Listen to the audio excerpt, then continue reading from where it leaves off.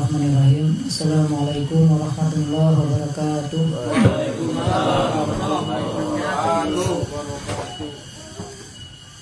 Innal hamdalillah nahmaduhu wa nasta'inuhu wa nastaghfiruh wa na'udzu billahi min syururi anfusina wa min sayyiati a'malina may yahdihillahu fala mudhillalah wa may yudhlilhu fala hadiyalah. Asyhadu an la ilaha illallah wahdahu la syarikalah wa asyhadu anna Muhammadan abduhu wa rasuluh sallallahu alaihi wasallam tasliman katsira amma ba'd. Saudara-saudariku rahimani wa rahimakumullah, senantiasa kita untuk memanjatkan puji syukur kita kepada Allah Subhanahu wa taala yang telah melimpahkan karunia kepada kita berbagai macam karunia nikmatnya, baik itu nikmat lahir ataupun nikmat batin. Dan juga salawat serta salam semoga terlimpah curahkan kepada Nabi kita Muhammad sallallahu alaihi wasallam, keluarganya, para sahabatnya, dan juga para pengikutnya sampai akhir zaman. Saudara-saudariku rahimani wa rahmatullah, mungkin pada materi sore ini saya seling ya dengan bab lain. Kemarin kita sedang membahas tentang nawaqidul Islam sebagai gerbang yang menghancurkan mahabbah seorang hamba kepada Allah Subhanahu wa taala. Masih ada 6 poin lagi kalau tidak salah, 7 ya. Kita diseling dengan bab ibadah.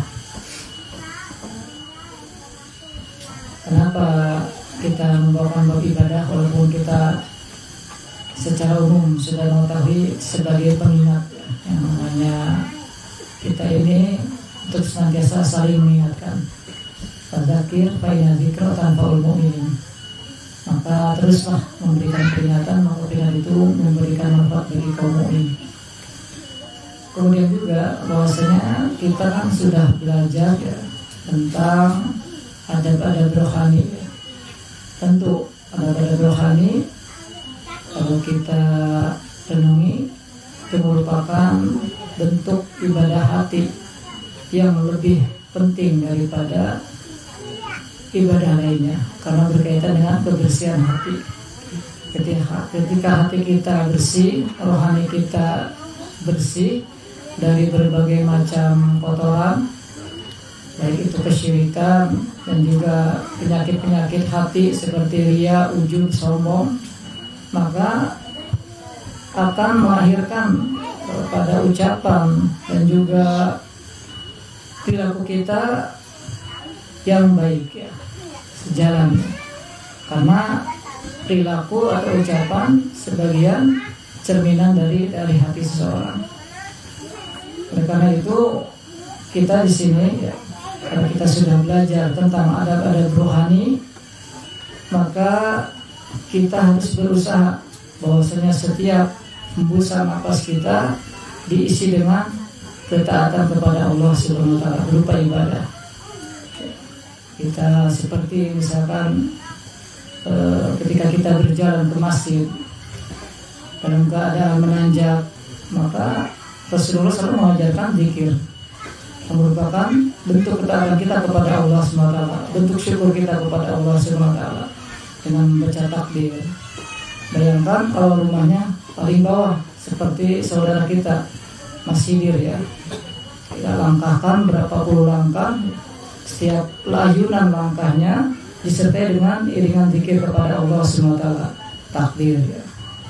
Ini menunjukkan bentuk ibadah dan juga ibadah-ibadah lainnya. Artinya kita sebagai penduduk rohani maka berusaha untuk menjadikan setiap hembusan napas kita diisi dengan ketaatan kepada Allah Subhanahu wa taala. Setiap detak jantung kita diisi dengan ketaatan kepada Allah Subhanahu wa taala. Dengan kita memperbanyak zikrullah, mengingat Allah Subhanahu wa taala.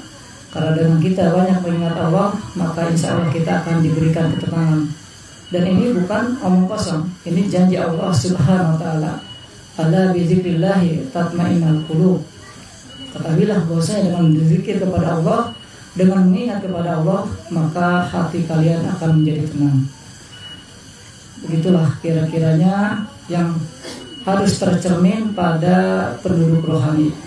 Lisannya basah dengan zikir, perbuatannya penuh atau diisi dengan berbagai macam ketaatan, dan juga hatinya dipenuhi dengan cahaya-cahaya ilmu, zikir, dan seterusnya. Karena ini merupakan sebuah karunia yang wajib untuk kita syukuri, saudara-saudara semuanya. Betapa banyak ya saudara-saudara kita yang di luar sana, mereka masih disibukkan dengan perkara-perkara dunia. Bahkan lebih dari itu, mungkin mereka tenggelam pada perkara-perkara yang di dalamnya ada pelanggaran syariat.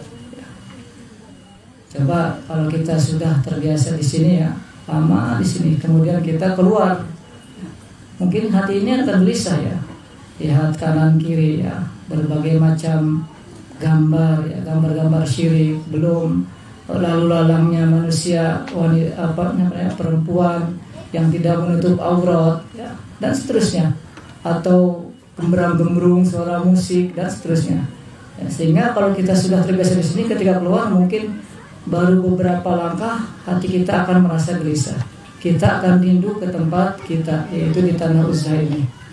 Mudah-mudahan kita semua di sini diberikan keistiqomahan oleh Allah Subhanahu wa taala sampai akhir kehidupan kita. Karena Allah Subhanahu wa taala memerintahkan kepada hambanya, wa'bud rabbaka hatta ya'tiyakal yakin. Sembahlah Allah atau beribadah kepada Allah sampai datang kepadamu al-yakin, yaitu kematian. Dan juga sebagaimana tadi disinggung oleh saudara kita Mas Ian ya, di sana kita diberikan kenikmatan, diantaranya 5 kesempatan itu, maka pergunakanlah sebaik-baiknya. Kesempatan waktu luang, kesempatan masa muda kita, kesempatan waktu sehat kita, dan seterusnya. Pergunakanlah sebaik-baiknya, karena kita di sini berharap mudah-mudahan sampai kepada mahabbah kepada Allah Subhanahu wa taala. Karena inti daripada ibadah kepada Allah Subhanahu wa taala adalah mahabbah.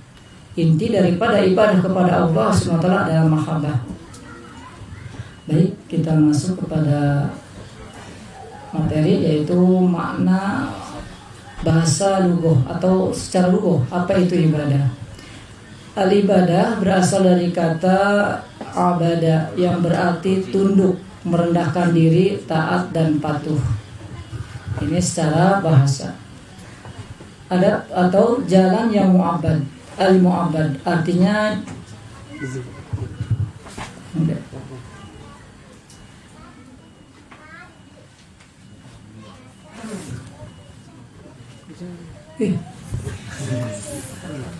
cukup.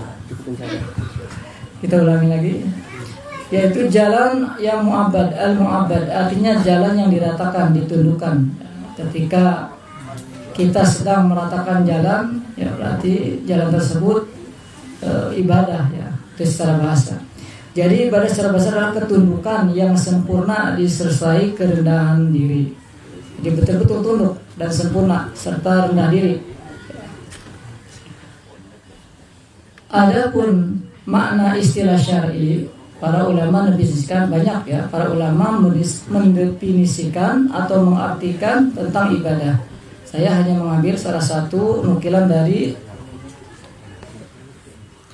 Syekhul Islam Ibnu Taimiyah rahimahullah, yaitu kullu ismin jami'un lihu bima yuhibbu wa yarda minal aqwali wal af'ali az-zahira wal batinah, yaitu istilah atau sebuah nama yang mencakup seluruh apa yang dicintai dan diridhoi Allah berupa ucapan dan perbuatan lahir maupun batin. Itu adalah ibadah.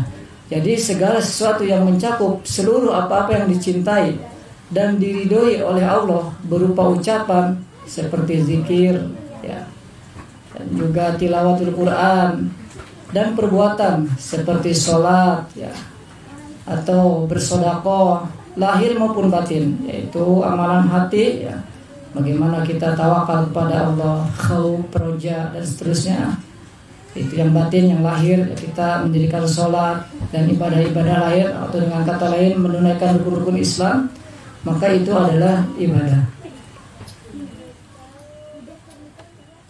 Artinya ibadah tidak hanya sholat, zakat, puasa, haji, tapi juga zikir, doa, tawakal, cinta, takut, harap, ya, ikhlas, ridho, ya, sebagaimana sudah kita pelajari di kuliah Adab Rohani oleh Kang Diki, ya. Itu merupakan cakupan daripada makna ibadah qalbiyah atau ibadah ruhaniyah. Bahkan muamalah yang diniatkan untuk Allah, seperti kita muamalah yang hukumnya mubah. Ketika kita niatkan untuk Allah, maka bernilai ibadah di sisi Allah Subhanahu wa taala. Bahkan perkara makan pun, ya, tidur pun, ketika kita niatkan untuk ibadah kepada Allah Subhanahu wa taala, atau kita niatkan untuk Allah Subhanahu wa taala, maka itu nilainya ibadah. Seperti kita mau tidur, kita niatkan agar kita bisa bangun malam, ya, untuk tahajud atau untuk qiyamul lail, maka itu nilainya ibadah di sisi Allah Subhanahu wa taala. Begitu juga kita makan, ya, satu suapan, kita niatkan untuk menegakkan tulang punggung kita, untuk bisa beribadah, untuk bisa karena Allah Subhanahu wa taala, maka itu nilainya ibadah. Ya, karena itu perkara-perkara mubah jangan lupa, ya, untuk kita niatkan karena Allah Subhanahu wa taala, sehingga kita memiliki nilai tambah dari ibadah-ibadah wajib, ya. Seperti itu. Dalil dari Al-Quran dan As-Sunnah, yaitu ibadah merupakan tujuan penciptaan jin dan manusia, atau penciptaan manusia dan jin. Dan ayat ini sudah masyhur, ya, di kalangan kaum muslimin, wa ma khalaqtul jinna wal insa illa liya'budun, dan tidaklah aku menciptakan jin dan manusia melainkan agar mereka beribadah kepadaku. Quran surat Az-Zariyat ayat 56. Jadi untuk beribadah, ya, bukan untuk yang lainnya. Kemudian perintah tauhid juga. Di dalamnya ada inti tauhid atau inti ibadah. Wa'budullaha wa la tusyriku bihi syai'an. Sembahlah Allah dan janganlah kamu mempersekutukannya dengan sesuatu apapun. Di sini wa'budu itu ibadah. Tentunya ibadah yang betul-betul murni karena Allah Subhanahu wa taala, tidak diembel-embeli dengan perkara dunia, baik itu kesyirikan atau riya dan seterusnya. Kemudian dari hadis, sebagaimana hadis Jibril, ya, yang disebutkan di dalam hadis Al-Arba'in An-Nawawiyah nomor 2, ya, tentang bagaimana Nabi SAW menjelaskan rukun Islam, ya, sebagai bentuk ibadah lahir, dan rukun iman sebagai amalan batin. Sebagaimana pengertian yang sudah lewat, ya, ketika iman dan Islam, ya, disatukan, maka memiliki pengertian yang berbeda atau istilah yang berbeda. Islam mencakup amalan-amalan lahir, iman mencakup amalan-amalan batin. Tetapi ketika dipisahkan satu persatu, ya, artinya Islam tetap mencakup iman dan iman mencakup Islam, tidak bisa dipisah-pisahkan dalam maknanya. Kemudian hakikat ibadah.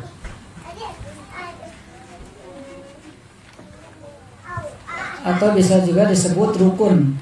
Nih, apa namanya kan rukun. Yang pertama kecintaan, mahabbah yang sempurna kepada Allah.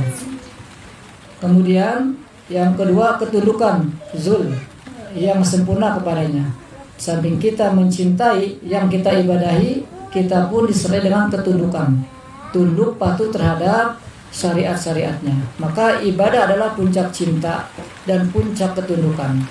Jadi, merupakan bahwasanya ketundukan dan mahabbah itu merupakan inti daripada ibadah. Insyaallah kita sampai kepada mahabbah, berarti kita sudah sampai puncak kepada ibadah Allah, ibadah kepada Allah Subhanahu wa taala.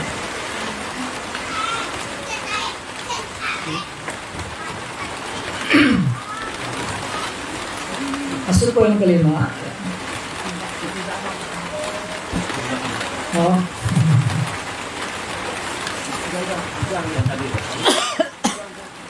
Udah.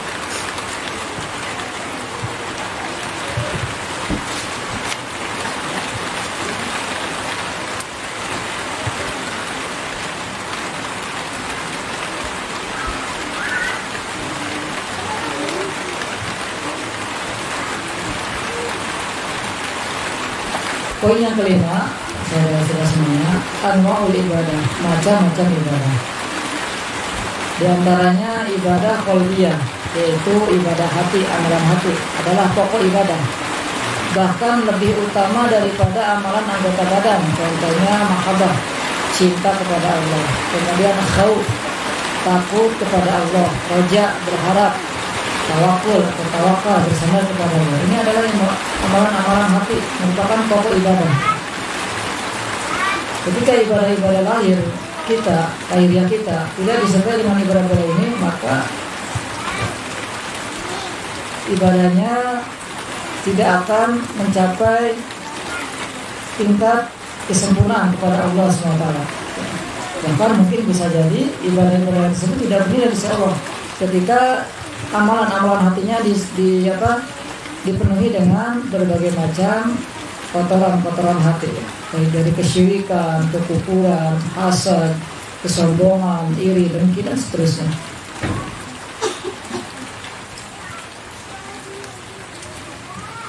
Dan juga inabah, kembali kepada Allah. Ikhlas, sabar, syukur, ridho, khusyuk, semua tinggal kita murojaah kembali, ya. Kita buka kembali apa-apa yang sudah kita ketahui dari pelajaran adab-adab ruhani. Terus yang namanya ilmu itu harus diulang-ulang agar kita semakin paham, memahami dan menancap pada hati sanubari kita.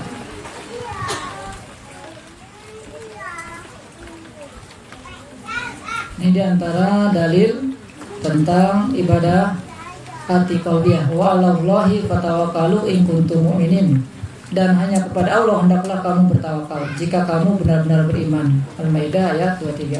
Di antara bentuk ibadah hati yaitu bertawakal kepada Allah SWT dalam segala urusan. Kemudian jenis ibadah lain itu ibadah qauliyah atau ucapan lisan. Amalan lisan yang termasuk ibadah misalnya membaca Al-Quran, tilawatil Quran, zikir, tasbih, tahmid, takbir, tahlil, ya. Doa memohon kepada Allah, ya. Bahkan doa merupakan ibadah yang paling agung, ya. Sebagaimana disebutkan, ya, di dalam firman Allah Subhanahu wa taala, wa qala rabbukum ud'uni astajib lakum innal ladzina yastakbiruna an ibadati sayadkhuluna jahannama dakhirin. Allah berfirman, ya, yaitu berdoalah kalian kepada Rabb kalian, niscaya akan aku kabulkan kalian. Sesungguhnya orang-orang yang menyombongkan dari ibadah kepadaku di sini, yaitu ibadah, doa masuk ibadah. Di sini sahihnya itu ibadah. Barang siapa yang menyombongkan dari ibadahku, itu maksudnya berdoa kepadaku, sayadkhuluna jahannama dakhirin, maka kelak akan dimasukkan ke dalam jahanam. Menunjukkan bahwasanya doa termasuk ibadah yang paling agung, seperti itu. Kemudian juga amar ma'ruf nahi mungkar dengan lisan, ya. Itu memerintahkan kebaikan dan juga mencegah kemungkaran dengan lisan, ya. Atau dengan tangan, ya. Dengan perbuatan atau minimal dengan hati, ya. Dan seseorang ketika suatu komunitas atau kaum muslimin menegakkan amar ma'ruf nahi mungkar, maka akan senantiasa tegak di atas kebaikan. Seperti itu. Berbeda dengan ketika kaum atau manusia meninggalkan amar ma'ruf nahi mungkar, maka yang timbul adalah kerusakan, ya. Tidak adanya yang memerintahkan kepada kebaikan dan tidak adanya yang mencegah kepada kemungkaran. Sementara manusia, ya, cenderung untuk melakukan hal-hal yang negatif, maka perlu adanya amar ma'ruf nahi mungkar. Dan amar ma'ruf nahi mungkar tidak mesti kepada yang di luar, ya, di antara sama kita, ya, saling mengingatkan, ya, dari skup yang terkecil dahulu, kemudian meningkat ke skup yang lebih luas, ya, dan seterusnya, ya. Jadi ketika skup yang terkecil kita sudah bertegak di atas kebaikan dengan sebab amar ma'ruf nahi mungkar, maka akan menimbulkan pribadi-pribadi atau menumbuhkan pribadi-pribadi yang di atas kebaikan, sehingga akan terlahirlah para dai, ya, menyeru kepada amar ma'ruf nahi mungkar kepada masyarakat yang lebih luas. Ya, karena itu kita di sini harus senantiasa menegakkan amar ma'ruf nahi mungkar. sama kita dengan lisan, dengan perbuatan, seperti itu, saling mengingatkan kepada kebaikan. Kemudian juga di antara ibadah biasanya itu mengajarkan ilmu agama, mengajarkan ilmu agama, baik itu mengajarkan Al-Quran, hadis, ya, ataupun ilmu-ilmu lainnya yang menunjang kepada ilmu Al-Quran dan hadis, seperti misalkan ilmu tajwid atau ilmu bahasa Arab seperti nahwu dan seterusnya, masuk pada cakupan untuk mengetahui agama. Yang antara dalilnya yaitu fadzkuruni adzkurkum, ingatlah kepadaku niscaya aku akan mengingat kepadamu. Ketika kita zikir, tasbih, ya, atau membaca Al-Quran, maka Allah akan mengingat kita.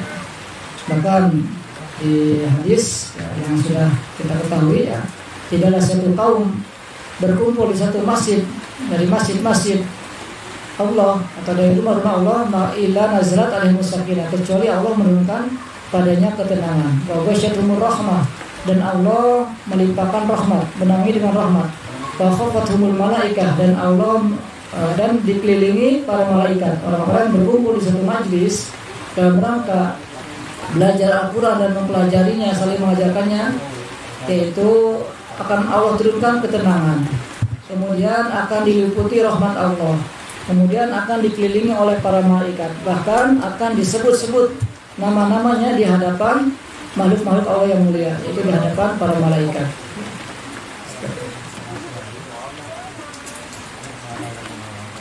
Kemudian yang ketiga, ya, karena waktunya cukup 30 menit, ya, sisanya menjawab pertanyaan yang kemarin, pertanyaan sebelumnya.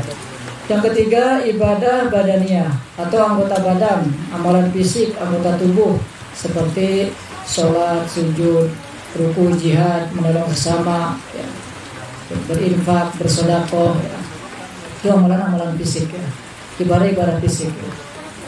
Silaturahim, ya. Dalilnya yaitu aqimus sholata wa atuz zakata warka'u ma'ar raki'in. Dirikanlah salat, tunaikanlah zakat, dan rukulah bersama orang yang ruku. Quran surat Al-Baqarah ayat 43. Dan terakhir, jenis ibadah itu ibadah maliyah, ibadah harta, yaitu menginfakkan harta di jalan Allah, termasuk ibadah zakat, infak, sedekah, wakaf, menafkahi keluarga dengan niat ibadah. Dalilnya yaitu anfiqu mimma razaqnakum, infakkanlah sebagian dari rezeki yang telah kami berikan kepadamu.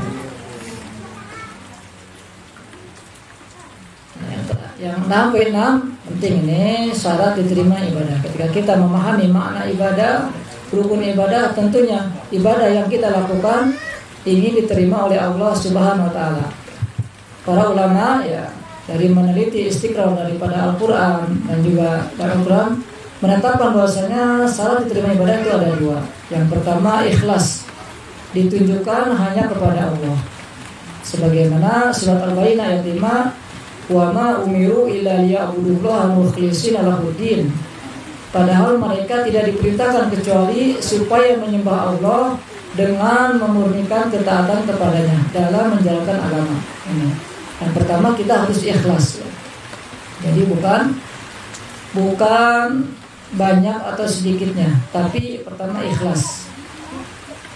Nah, walaupun ibadahnya sedikit, tapi dengan serta ikhlas, insya Allah ibadahnya akan diterima. Atau sebaliknya, ibadahnya banyak, ya, tapi tidak ikhlas, maka di hadapan Allah tidak ada nilainya. Setelah kita mengikhlaskan ibadah kita kepada Allah Subhanahu wa taala, maka yang kedua yaitu mutaba'ah, mengikuti tuntunan Nabi kita Muhammad alaihi salatu wasallam.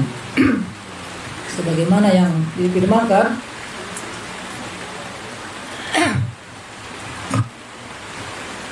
yang artinya apa yang diberikan Rasul kepadamu maka ambillah, dan apa yang dilarangnya maka tinggalkanlah. Ini sebagai bentuk mutaba'ah, artinya ketika suatu ibadah yang diperintahkan oleh Rasul maka ikutilah. Ketika tidak ada atau ketika dinamakan ibadah tapi tidak ada dalilnya dari Nabi kita, tidak ada contohnya, tidak ada beritanya, maka ditahan dulu, ya. Karena yang namanya ibadah itu kaidahnya atau kifiyah, berhenti pada dalil, ya. Seperti itu. Jadi bahkan Para ulama fikih menyebutkan bahwasanya al-aslu fil ibadah butlan. Hukum asal ibadah itu batal ya, kecuali ada dalil yang memerintahkannya. Jadi ketika kita mau melaksanakan suatu ibadah ya, maka teliti dulu apakah ada dalilnya atau tidak. Kalau ada, lanjut. Kalau tidak ada, tidak usah ya. Kita ambil yang jelas-jelas saja. Dan sudah ada tuntunan dari Allah dan Rasulnya. Kesimpulan sebagai penutup, ibadah mencakup segala aspek kehidupan, hati, lisan, badan, dan harta. Syumuliyah, cakupan ibadah, semua amal yang diniatkan ikhlas karena Allah dan sesuai tuntunan Rasulullah masuk kategori ibadah dan ibadahnya diterima di sisi Allah Subhanahu wa taala. Ya. Dengan memahami ini, seorang muslim bisa menjadikan seluruh aktivitasnya bernilai ibadah, termasuk makan, bekerja, belajar, ya, bahkan tidur selama diniatkan untuk Allah Subhanahu wa taala. Mungkin materi kuliah sore ini saya cukupkan sampai di sini. Sedikit-sedikit yang penting kita bisa memahaminya dan mengamalkannya, kemudian mendakwahkannya, kemudian bersabar. Lanjut ke ini ya, ke pertanyaan kemarin ya. Saya tutup dulu live-nya ya. Mungkin untuk pemirsa di rumah, saya cukupkan sampai di sini. Mudah-mudahan bermanfaat untuk yang menyaksikan live ini kuliah sore. Saya cukupkan.